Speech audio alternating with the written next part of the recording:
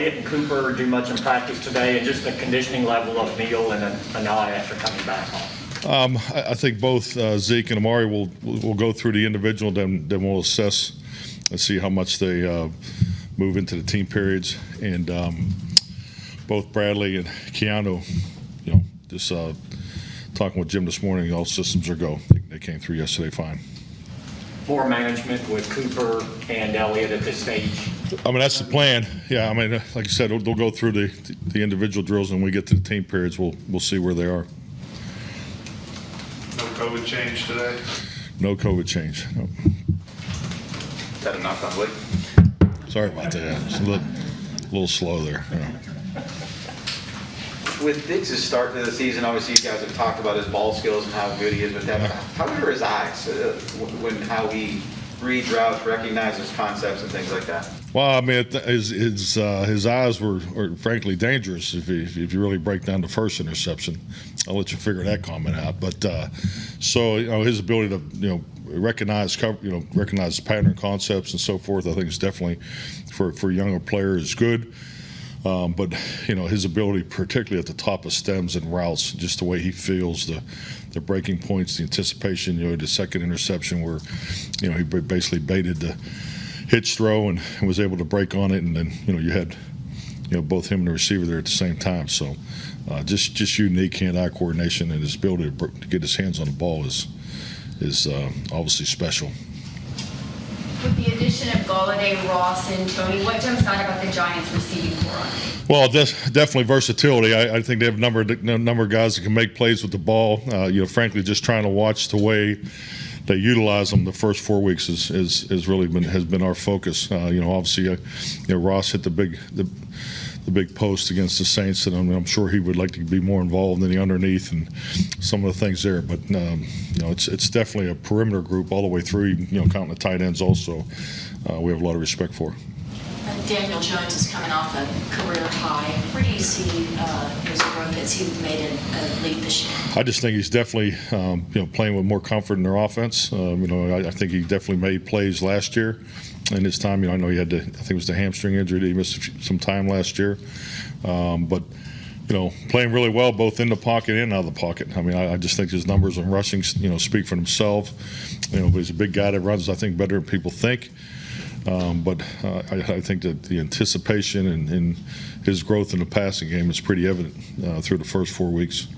Barkley's coming back from a significant injury again. How do you look at where he is? Again, so dangerous in the passing game, just the passing game and where he is in the run game. Is he either one right now? I would definitely say he's back to full strength. I think you just see it the way he runs and the confidence he ran, particularly in the Saints game. The spinning, the turning, the ball carriage. I mean, he doesn't give up on a run. His ability to both run inside, bounce the football, and then obviously he's a weapon in the passing game also.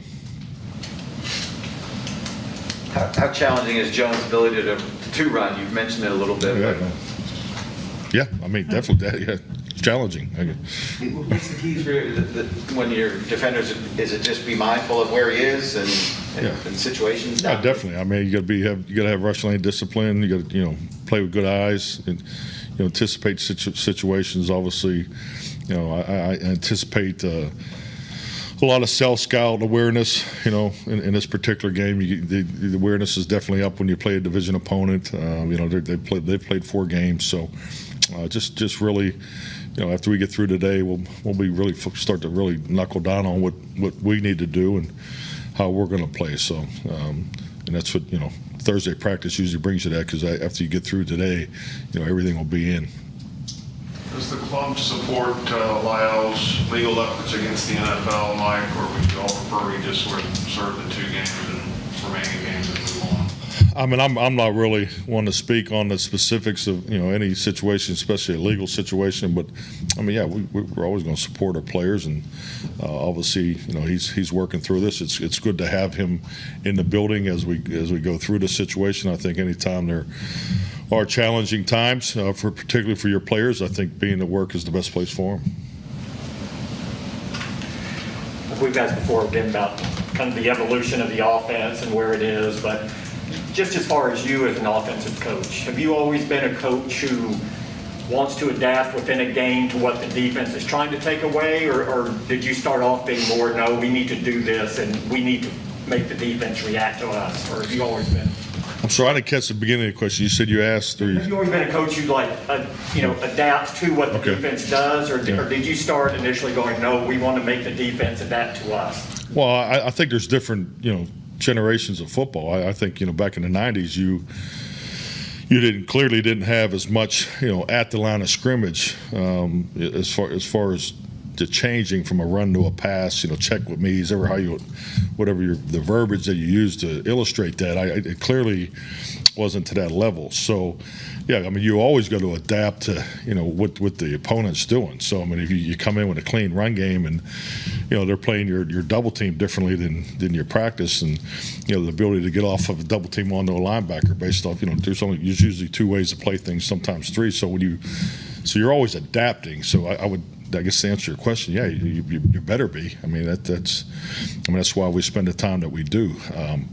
But I think in today's game, there's just so much more adaption and ability to do it in the initial play call. I think there's just I just think that's way the space of today's NFL.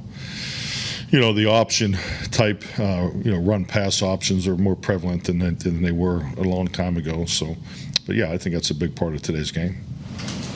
How's Randy, and will he do more today, or is it, again, wait and see how he goes? Randy will do a little more today. Yeah, we're just watching him with the knee. So I mean, that'll be, see how it goes. I mean, he'll go through the individual part, and then the team meetings will, based off the feedback we get there. How do you guys play your safeties and the number of safeties you have that you like to play impact the decision with Jalen and how you play your linebackers? Well, I mean, I think it's what, I said this yesterday. That was a big picture decision, and the ability to get, play and get through a number of defensive personnel groups and create more reps and opportunities for the guys that are here now. So definitely, I mean, the safeties are a big part of our different, we have a couple different nickel packages. So, I mean, that's a big part of the plan each and every week. I mean, you're looking at how we need to match up against the Giants this week. So, yeah, that's definitely part of that decision. Anybody in Green Bay call you and ask you, like, hey, what kind of guy is he? They see the tape? Or? Just the communication clearly from our coaching staff has been extremely positive about Jalen with his opportunity up there. Sorry. Kind of Clarence's question. Has Curse's versatility surprised you guys a little bit, just in terms of how much he's been able to play? I would say no, I'm not surprised because my experience competing against J-Ron up there when he was in Minnesota was more special teams, and he played some more situational. But I thought when he was in Detroit, they used him a lot in their package of covering tight ends. So there was evidence of how he played at both those spots. I just think he's getting a full opportunity, and he's been outstanding with it. So I mean, his flexibility is definitely something that we were looking for, after last year, and he's come in here and played very well. The thing I was not aware of, and it's a priority for the way I view secondary players, is his ball skills. We had him as a good ball skill grade, but hell, he's made a couple catches just in practice the last couple weeks in 2-minute drills. So I mean, this guy can really, he can really track the football. Is he a player too, where you talk about the versatility, where when Donovan Wilson is back, you can move Curse down into that nickel linebacker spot, and he's just kind of interchangeable there with. I mean, that's definitely part of the thinking. I mean, really, who we play and how they're how they're playing those guys. Whether it's in line, they're playing the 1, 2, 3 spot. So I mean, all those things will factor in those decisions. The way he's played is surprising that he didn't get more opportunities in other spots. I mean, a lot of people label him as a special teams guy, so to speak. Well, I just think that's part of his path. I mean, I think like everything in this league, players, coaches, you have a starting point, you have opportunities, you make the best of the opportunities, and as you continue to go, someone else maybe give you another opportunity, and that's what he's been given here, and he's doing a great job with it. Yesterday, Leighton was critical about the lack of civility for athletes on social media. Since your time in the league, just some vitriol or that sort of a thing. How much of a challenge is it relative to when you got into the league about just keeping outside noise from trickling into the building? Well, I mean, my first year in the league was 1993, and what year did social media come in? I mean, so I mean, let's be honest. I mean, it's a whole different dynamic that is just part of working in this business now. Mike, from a team overall management standpoint, how do you walk the line or even look for it between keeping a young team's confidence up when it's doing well and making sure that they don't get ahead of themselves and think that they're better than they really are? I don't think we're there yet. As far as we're 3-1, but handling success is a constant message. I think that that's a mantra that I believe in. I think that's the biggest challenge for all of us. There's at every level there's different there's different success challenges that are opposed, and I think our guys so far have done a good job with it. So this is a big game because it's the next game, but it's an important game because of the division game. It's our third home game in a row, and so those are the kind of things we're talking about because every opponent gives you challenges. This team's playing with confidence. They had a big road win. They've actually played better on the road if you look at their statistics as far as scoring and production on offense and defense. So I mean that's all part of the challenge. So and frankly we want the challenge. This is all part of being a good football team. You want to beat teams at their best, and so I know it's early in the season. I don't think the long-term focus is a challenge right now, but it's definitely something that we hit on a regular basis. How's McGovern doing with his work at center during practice? I don't know if he get him involved in team stuff or just does the QB school. Much better. Yeah, definitely much better. I mean, he definitely needs reps there. So just trying to work that the best we can in the time frame that we have. But I would say he's definitely improved. Obviously, the run game has benefits in time of possession and production. But how much do y'all view the benefit of the way their offensive line and run game will wear down a defense compared to the pass game?